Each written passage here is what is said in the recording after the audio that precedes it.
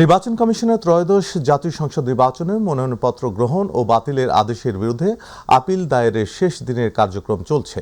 শুক্রবার রাজধানীর আগারগাঁওয়ে নির্বাচন কমিশন ভবনে সকাল থেকে অঞ্চলভিত্তিক বুথগুলোতে মনোনয়নপত্র বাতিলের সিদ্ধান্তের বিরুদ্ধে আপিল জমা দিচ্ছেন প্রার্থীরা। বিকেল ৫টা পর্যন্ত এসব আপিল গ্রহণ করা হবে বলে জানিয়েছেন ইসি।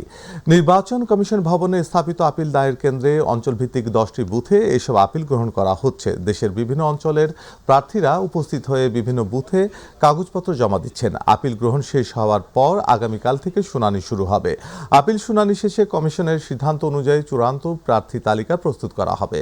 গত 4 জানুয়ারি বাছাইয়ের শেষ দিনে 300টি নির্বাচনী এলাকায় রিটার্নিং কর্মকর্তা ও সহকারী রিটার্নিং কর্মকর্তারা মোট 2,568টি মনোনয়নপত্র যাচাই করেন। এর মধ্যে 1,842 জন প্রার্থীর মনোনয়নপত্র বৈধ ঘোষণা করা হয় এবং 723 জন প্রার্থীর মনোনয়নপত্র বাতিল করা হয়।